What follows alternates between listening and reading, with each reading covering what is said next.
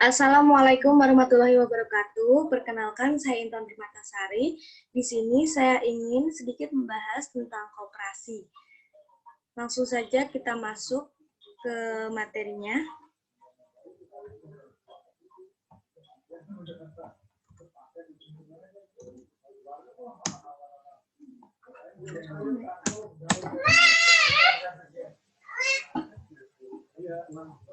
Yang pertama adalah pengertian koperasi. Pengertian koperasi adalah suatu badan usaha atau organisasi ekonomi yang dimiliki dan dioperasikan oleh para anggotanya untuk memenuhi kepentingan bersama di bidang ekonomi. Selanjutnya, ada pengertian koperasi menurut para ahli. Saya mengambil dua para ahli di sini, yaitu yang pertama Arifina Chaniago. Dia berkata bahwa sebuah koperasi adalah sebuah perkumpulan yang beranggotakan orang-orang atau badan hukum yang memberikan kebebasan kepada anggota untuk masuk dan keluar dengan bekerja sama secara kekeluargaan, menjalankan usaha untuk meningkatkan kesejahteraan para anggotanya. Kedua, dari Munkener. Menurutnya, koperasi adalah organisasi tolong-menolong yang menjalankan urus niaga secara kumpulan yang berasaskan konsep tolong-menolong. Aktivitas dalam urus niaga semata-mata bertujuan ekonomi, bukan sosial seperti dikandung gotong royong. Sudah pasti kita ketahui bahwa Bapak Koperasi adalah Muhammad Hatta.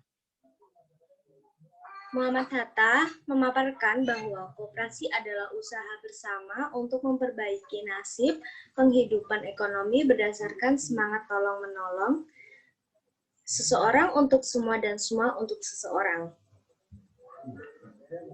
Kemudian, prinsip koperasi. Prinsip koperasi adalah sistem ide-ide abstrak yang merupakan petunjuk untuk membangun koperasi yang efektif dan tahan lama. Adapun 5 prinsip koperasi, yaitu yang pertama, pengembangan. Kedua, bersifat sukarela dan terbuka. Ketiga, demokratis. Keempat, kebebasan. Kelima, partisipasi anggota. Kemudian asas koperasi. Ada 7. Pertama, keanggotaan bersifat sukarela dan terbuka. Kedua, pemberian balas jasa yang terbatas terhadap modal. Ketiga, pembagian sisa hasil usaha atau SHU dilakukan secara adil. Keempat, pengelolaan dilakukan secara demokratis. Kelima, pendidikan perkooperasian. Keenam, kemandirian, lalu kerjasama. Adapun tujuan koperasi yaitu untuk meningkatkan taraf hidup anggota koperasi dan masyarakat di sekitarnya. Kedua, untuk membantu kehidupan para anggota koperasi dalam hal ekonomi. Yang ketiga, membantu pemerintah dalam mewujudkan masyarakat yang adil dan makmur. Keempat, koperasi berperan serta dalam membangun tatanan perekonomian nasional. Landasan koperasi ada 3 di sini. Yang pertama, landasan ideal, landasan strukturil, landasan mental. Yang pertama, landasan ideal, koperasi Indonesia adalah Pancasila, di mana kelima sila dari Pancasila tersebut harus dijadikan dasar dalam kehidupan koperasi di Indonesia. Kedua, landasan strukturil. Landasan strukturil koperasi Indonesia adalah Undang-Undang Dasar 1045 sebagai landasan gerakannya adalah pasal 33 ayat 1 Undang-Undang Dasar 1945 serta penjelasannya. Lalu, landasan mental. Landasan mental koperasi Indonesia adalah setia kawan dan kesadaran pribadi.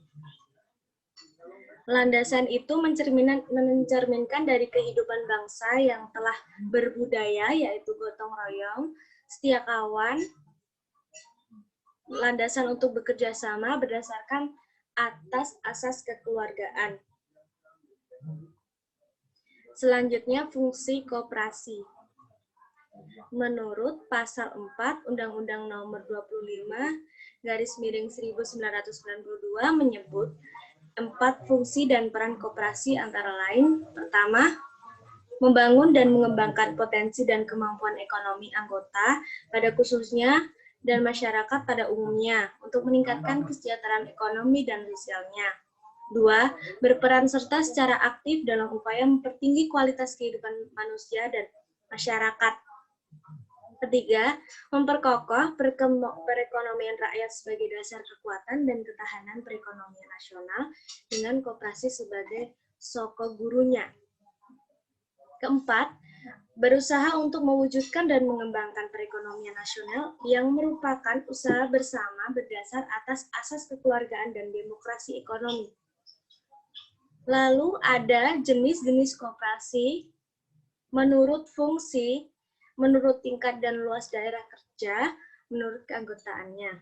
Di sini, menurut fungsinya, koperasi dibedakan menjadi 4, yaitu koperasi pembelian, koperasi produksi, koperasi penjualan, dan koperasi kerjasama. Lalu, jenis koperasi menurut tingkat dan luas daerah kerja. Ada 2, koperasi primer dan koperasi sekunder. Menurut keanggotaannya ada 2, koperasi konsumen dan koperasi produsen. Inilah lambang dari koperasi. Di Indonesia, koperasi memiliki lambang yang biasanya digunakan oleh banyak koperasi. Lambang koperasi pertama ditetapkan dalam Kongres Koperasi 1 di Tasikmalaya pada 12 Juli 1947. Bentuknya pohon beringin dengan rantai, kapas, dan padi, serta timbangan. Berikut arti lambang koperasi dan penjelasannya. Rantai, melambangkan persahabatan yang kokoh. Roda bergerigi, menggambarkan upaya keras yang ditempuh secara terus-menerus. Kapas dan padi menggambarkan kemakmuran rakyat yang diusahakan oleh koperasi. Timbangan melambangkan keadilan sosial sebagai salah satu dasar koperasi, dan bintang dalam perisai artinya Pancasila merupakan landasan ideal koperasi. Pohon beringin menggambarkan sifat kemasyarakatan dan kepribadian Indonesia yang kokoh berakar. Koperasi Indonesia menandakan lambang kepribadian koperasi rakyat Indonesia.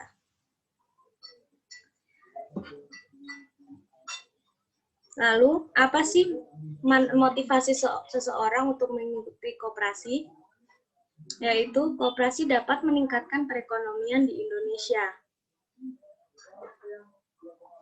Kedua, alternatif tempat menabung. Ketiga, memiliki wadah sebagai tempat berkembang. Kelima, mendapatkan SHU setiap tahun. Keenam, ilmu organisasi. Ketujuh, jangkauan relasi yang luas. Dan yang terakhir, pastinya bunga pinjaman di koperasi itu relatif rendah. Lalu, apa sih manfaat kita mengikuti koperasi? Manfaat yang bisa kita dapatkan yaitu yang pertama, kita akan mendapatkan kemudahan dalam meminjam uang. Kedua, kita memiliki alternatif untuk menabung selain di bank. Selanjutnya, barang yang dijual di koperasi itu lebih murah. Keempat, kita mempunyai relasi yang lebih luas. Kelima, kita mendapatkan SHU setiap tahunnya. Keenam, mendapatkan berbagai pelatihan di koperasi. Sekian, terima kasih. Semoga video ini bermanfaat untuk kita semua.